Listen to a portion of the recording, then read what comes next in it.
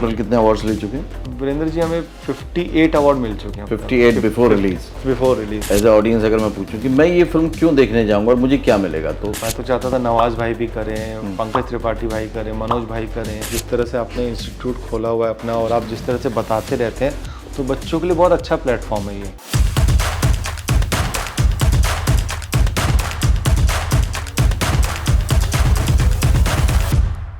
Hello friends, welcome to फिल्मी fund, join films academy, the practical film school. मैं हूं आपका अपना वीरेंद्र राठौर और आप देख रहे हैं बॉलीवुड का Google, join films YouTube channel. अगर आपको पैशन की सही डेफिनेशन समझनी है तो आज का वीडियो आपके लिए है। अगर आपको फिल्म मेकिंग की इन डेप्थ नॉलेज चाहिए तो ये वीडियो आपके लिए है।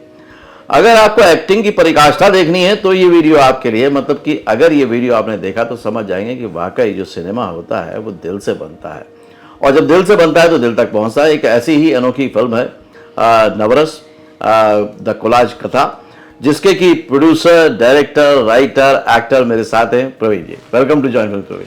Thank you Virendra ji, thank you so much. ये जो मैंने कहा शुरू में कि इंतहा है, मतलब आप राइटिंग भी कर रहे हो, आप मेकर भी हो, आप एक्टर भी हो। जी। तो ये सब करना पड़ा या सोचा था कि ऐसे ही करूँगा? नहीं, मतलब मैं सबसे पहले तो प्रोड्यूस नहीं करना चाहता था, एक्ट नहीं करना चाहता था इसमें। मैं एज एन राइटर डायरेक्टर ही करना चाहता था। कई फाइनेंसर से मिला मैं, तो चीज़ें हुई नहीं हुई वैसा हो गया। फिर एक्टरों से मिला कि आप कीजिए 9 रोल। मैंने जानबूझ के लिखा था ताकि लोग एक्साइटेड होंगे और करने के लिए कि यार 9 रोल करने को मिल रहा है, तो ऐसा एक्साइटमेंट भी नहीं आया। फिर मुझे फिल्म तो बनानी थी है, क्योंकि लिखते वक्त मैं चाहता था कि ऐसा सिनेमा बना जाए जिसमें हम बहुत कुछ कह सकें। तो इसलिए ये 9 सब्जेक्ट मुझे मिले। नवरस में मतलब बड़े दिल के करीब है ये। मैंने जब मैं थिएटर टाइम पे था मैंने बहुत पढ़ा है इसको, मतलब साहित्य कला अकेडमी में। मैं श्री राम सेंटर मंडी हाउस से हूँ, 97 to 99 बैच के। तो उस वक्त बहुत पढ़ा था, तो मुझे ऐसा लगा इस पे हम बहुत कुछ कह सकते हैं। तो 9 सामाजिक कुरीतियों को अंत करने का ताना बाना कहने की कोशिश की है। तो फिर कोई रेडी नहीं हुआ, तो फिर मैंने एक दिन अपनी वाइफ को कहा कि मुझे फ़िल्म बनानी है। और मैंने, मेरे 2 सुपुत्र हैं, बेटे हैं मेरे, स्वर और ध्रुपद, उनके नाम से प्रोडक्शन हाउस खोला और बस यूनिवर्स को मैसेज दे दिया। क्योंकि मैं यस में बहुत बिलीव करता हूँ वीरेंद्र जी, कि आप यस में बिलीव करो, कुछ भी हो सकता है। आप पॉजिटिव रहे, हमारे पास और कुछ है नहीं, हमारे पास सिर्फ अपनी पॉजिटिविटी से हम जो चाहे अचीव कर सकते हैं। तो फिर वही सोच के मैंने सोचा कि मुझे बनानी है, और ऊपर वाले का यस भी कमाल का है, वो अपने आप रास्ते बनाता चला गया और बनती चली गई। फिर लोग जुड़ते चले गए। मेरे जितने भी एक्टर भाई लोग थे, सब लोगों ने बहुत बियॉन्ड द वे आके सपोर्ट किया, एक आवाज़ में आए। और बहुत प्यारी टीम रही हमारी पूरी। ये नवरस की शूटिंग के वक्त भी मेरे डीओपी, मेरे ईपी, मेरे मेकअप दादा सब परिवार की तरह रहे। उसके बाद जो हमारी प्रमोशनल जर्नी रही वो भी एक परिवार रहा। उन्होंने भी बियॉन्ड द वे कुछ नहीं देखा, सुबह शाम रात बस करना है। तो इस मामले में मैं ब्लेस रहा, ऊपर वाले का बड़ा आशीर्वाद रहा कि हमें टीम बहुत अच्छी मिली। इट्स मोर वी लेस मी, अकेले मैं कुछ नहीं कर सकता। ये पूरी टीम का सहयोग है कि आज नवरस कथा कोलाज मतलब देश के कोने कोने में मतलब जानी जा रही है। मतलब हम लोग पहले फिल्म मेकर है जिसकी रोज़ प्रेस कॉन्फ्रेंस हुई। आप अगर यूट्यूब में टाइप करोगे नवरस कथा कोलाज, आपको 1000 वीडियोस मिलेंगे, क्योंकि हम कश्मीर से कन्याकुमारी ट्रैवल करके आए हैं। तो बोलते हैं ना कि कभी भी जो हम लोग मेहनत करते हैं, एफर्ट डालते हैं, वो इतना मायने रखता, आउटकम जो है वो मायने रखता है। अब आपका जो आउटकम है, जो रिलीज है, वो आने वाली है जी, तो उसके बारे में बताइए, कब आने वाली है और क्या है? हमारी फिल्म 25 अक्टूबर को रिलीज़ हो रही है आपके नज़दीकी सिनेमा घरों में, और बहुत एक्साइटमेंट है। और फर्स्ट टाइम मुझे मतलब सुबह सो के उठता हूँ तो ऐसा लगता है मैं याददाश्त भूल गया हूँ अपनी। एक्साइटमेंट भी है, घबराहट भी है कि क्या होगा, कुछ नहीं क्या होगा। बट एक चीज़ है वीरेंद्र जी, हमारे हाथ में सिर्फ मेहनत है, कोशिश है। तो मुझे ये था कि मतलब मेरी कोशिश में कमी नहीं रहनी चाहिए। 25 अक्टूबर के बाद 27, 28 या 1 नवंबर को मेरे मन में ये मलाल ला रहा है कि यार मैंने कोशिश नहीं की। तो कोशिश में हमने पूरी जान लगा दी कि यार कोशिश हम करें। लेकिन रिलीज से पहले ये फिल्म जो है काफ़ी कुछ अवार्ड्स ले चुकी है और काफ़ी फेस्टिवल में सराहा गया है जी। ये सब कैसे पॉसिबल हुआ? मैंने सिनेमा बनाया इसलिए था कि मतलब मैं फेस्टिवल में जा सकूं, क्योंकि हम इंडिपेंडेंट फिल्म मेकर है। ऐसे तो कोई हम पे पैसा लगाएगा नहीं, और कुछ मतलब बहुत बड़े लेवल पे जैसे फिल्मों का हल्ला हो जाए। तो मुझे लगा कि मैं अपने टैलेंट का हल्ला कैसे करूं। तो मुझे यही रास्ता दिखा कि फेस्टिवल्स होते हैं, कॉम्पिटिशन्स होते हैं, फिल्म मेकर अपना सिनेमा बना के उन कॉम्पिटिशन में भाग लेता है, वहाँ की ज्यूरी होती है, वो लोग देखते हैं, वो आपको ऑफिशियल सेलेक्ट करते हैं और फिर आपको पुरस्कार देते हैं, आपको सम्मानित करते हैं, अवार्ड देते हैं। तो मुझे शुरू से ये था बनाते वक्त कि मैं इसको फेस्टिवल रन तो करूँगा 1 साल तक, क्योंकि मैं ना काफ़ी इंडस्ट्री के लोगों तक पहुँच सकूँगा। बहुत सारे बड़े बड़े फिल्म मेकर्स आते हैं उस फेस्टिवल्स में, वो लोग देखते हैं आपका सिनेमा, अप्रिशिएट करते हैं और ऐसी चीज़ें बातें बनती है। हम जैसे मतलब इंडिपेंडेंट फिल्म मेकर के लिए बहुत अच्छा रास्ता होता है। तो ये मेरे डे 1 से मेरे दिमाग में था। तो फिल्म कंप्लीट होते के साथ ही हमने हर जगह भरना स्टार्ट किया इसको। हर जगह हमने जो फिल्म फेस्टिवल के डेट थी उसके अकॉर्डिंगली हमने अपनी वहाँ पे फिल्म भेजी। तो फिल्म जहाँ जहाँ गई वीरेंद्र जी, हमारा सौभाग्य रहा कि हर जगह हमारी ऑफिशियल सेलेक्ट हुई, नॉमिनेट हुई और फिर बाद में एक नहीं दो 3 अवार्ड मिले एक साथ हमें। तो ये बड़ा अच्छा। और अब तक टोटल कितने अवार्ड्स ले चुके हैं? वीरेंद्र जी हमें 58 अवार्ड मिल चुके हैं। 58 बिफोर रिलीज।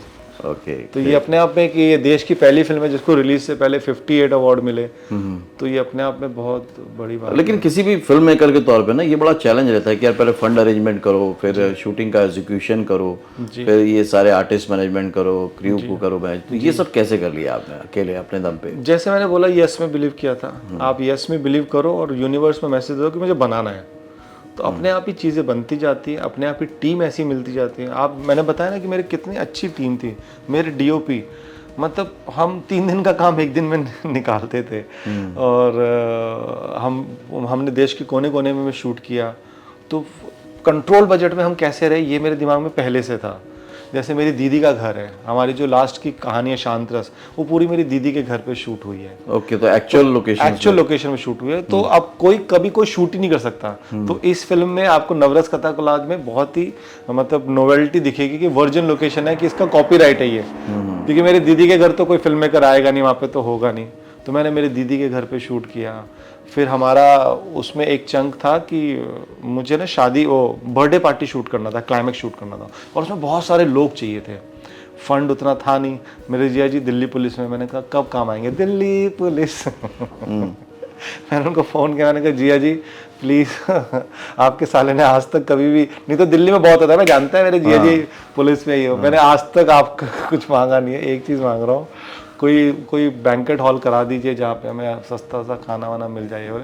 तो आप मानेंगे मतलब जो रजौरी गार्डन साइड का एक नंबर 1 जो बैंकेट हॉल था वो जिया जी ने बुक कराया। पर प्लेट कुछ 450 रुपये की खाने के साथ लोकेशन। तो हमें 35,000 रुपये में वो लोकेशन मिल गई। और मैंने क्या किया कि मेरे जितने भी दिल्ली के रिश्तेदार थे सबको बुलाया कि आपको अच्छे कपड़े पहन के आने हैं पार्टी में। वो उनको एक्साइटमेंट की चलो फिल्म में हम आ रहे हैं। तो आप वो सीन देखेंगे आपको ऐसे लगेगा धर्मा की कोई फिल्म है, सारे रिच फेसेस, सारे अच्छे कॉस्ट्यूम और सब डांस कर रहे हैं। उनको पता भी नहीं चला मैंने कब अपने सीन्स निकाल लिए, कब वो चीजें कर ली। तो ऐसे दिमाग लगा के मैंने बहुत किया। जैसे अद्भुत रस की कहानी है, तो मेरे एक स्टूडेंट है, वो उनका खुद का रिसॉर्ट है, बैंकेट हॉल है, मतलब शादियों का ये वो। तो उन्होंने बोला कि मैंने कहा कि यार शादी कब स्टार्ट हो रही है? कहता 2 नवंबर को। मैं कहा मैं 1 नवंबर को आ रहा हूँ, ताजमहल भी शूट करना है हमें और शादी भी शूट करनी है। तो कह रहे देखो बारात आएगी 8:30 बजे तक, मैं आपको 5 बजे से लेके 8 बजे तक ये स्टेज आपका है। तो जो रियल शादी में जो पूरा स्टेज बनता है, पूरी शादी होती है, वो पूरा चंक हमने रियल लोकेशन पे बैठ के हमने वो पूरा शूट किया। तो इस तरह से हमने चीज़ों को वो किया। फिर एक मतलब शादी किसी की सेट थी लेकिन उसका सेट आपने यूज कर लिया। हाँ, हमने सेटिंग सेट कर लिया। और जैसे एक करुणा रस की कहानी थी, तो उसमें मुझे बड़ा वैसा घर चाहिए था। अब वो घर कोई मिल नहीं रहा था, मतलब एक ड्रगिस्ट की कहानी है वो। तो क्या करे, तो मैंने खुद का घर पेंट किया। मैं आपको उसका फोटोग्राफ दे दूंगा, आप उसमें लगा भी देना कि किस तरह से मैं खुद का घर पेंट कर रहा हूँ खुद का। और घर वाले मान भी गए, लेकिन एक शर्त पे कि जैसे सेट खत्म होगा दोबारा पेंट करके वैसे दे देना भाई। तो हमने वो खुद का घर पेंट किया। तो ऐसे हमने इस तरह से हमने सिनेमा बनाया। ट्रेन में ट्रैवल करे, पहले ही बोल दिया था भैया स्पॉट बॉय भी नहीं होगा, खुद ही चाय बनानी पड़ेगी, खुद ही करना पड़ेगा, सिनेमा बना रहे हम, आ रहे तो आओ। तो सब लोग हमारे साथ, सारी भूखी टैलेंट की टीम थी, सबको सिनेमा बनाना था।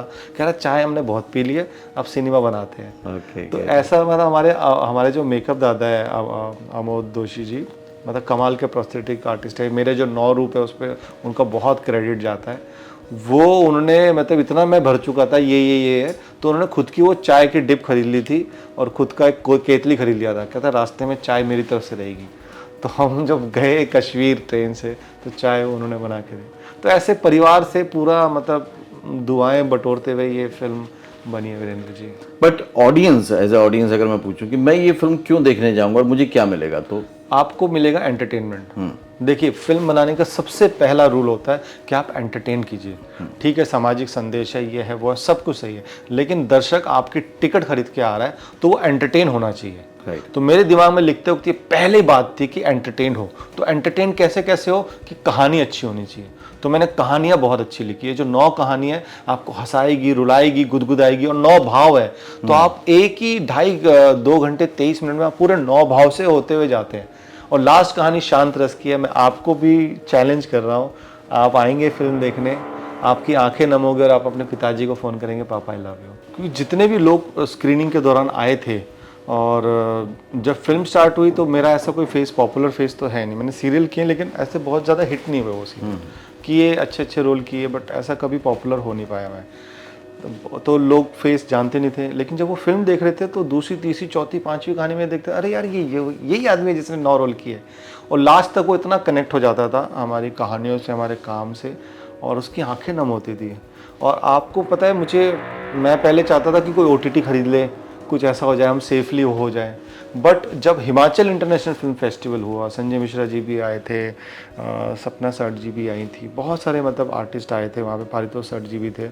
सब लोगों ने जब हमारी फिल्म देखी, और फिल्म देखने के बाद जब आम लोगों का जो एक भपका आया, सबकी आंखें नम थी। सबने अपने फ़ोन किए, अपने पिताजी को फ़ोन किया सबने। और वहाँ के जो जर्नलिस्ट आए थे, मुकेश जी दैनिक भास्कर में, मतलब इतने कनेक्ट हुए कि सबने अपने पिताजी को फ़ोन किया और सबने कहा यार फिल्म बहुत अच्छी है। और नेक्स्ट डे मेरा कुछ ऐसा, किसी को पैसे नहीं दिए, कुछ नहीं दिए, कि नेक्स्ट डे इतना बड़ा आर्टिकल आया अपना दैनिक भास्कर में, हमारा मतलब एक इंडिपेंडेंट फिल्म मेकर का काम देख के।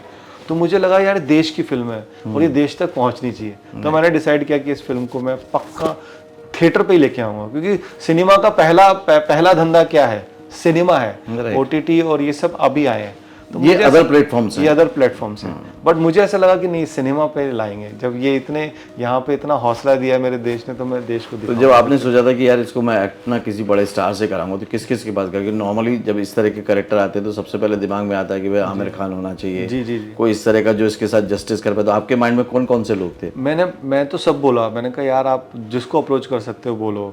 मेरे कास्टिंग डायरेक्टर को मैं तो चाहता था नवाज भाई भी करें, पंकज त्रिपाठी भाई करें, मनोज भाई करें, ऐसे ऐसे लोग मतलब करें सबको। सब तक गई भी थी बात, बट वो मतलब उनका भी सही है वीरेंद्र जी। मतलब एक आदमी इतनी मुश्किल से इतने मुकाम तक पहुंचता है तो वो देखता है कि डायरेक्टर कौन है, उसका क्या है टैलेंट, उसका प्रूफ है या नहीं है। तो वो अपनी जगह सही है, हम अपनी जगह सही हैं। तो इसमें कुछ ऐसा कोई शिकायत या कोई ऐसा नहीं कि नहीं उन्होंने ऐसा किया, ऐसा कुछ नहीं। और आज जब आप अपनी फिल्म को देखते हो तो लगता है वो डिसीजन सही था? हाँ, मतलब वो होता तो और अच्छा होता, ये भी हुआ तो ये भी अच्छा हुआ। क्योंकि मैं बहुत ज़्यादा एक्साइटेड इसलिए नहीं, इस चीज़ के लिए नहीं हूँ कि मैंने 9 रोल किए। मैं बहुत ज़्यादा एक्साइटेड इसलिए हूँ कि जो मैं संदेश देना चाहता था वो मेरा पूरा हुआ। मैं चाहता था वीरेंद्र जी की मतलब हमारी बहन बेटियाँ सुरक्षित रहे, उनके साथ रेप ना हो। तो वो मेरा पूरा हुआ।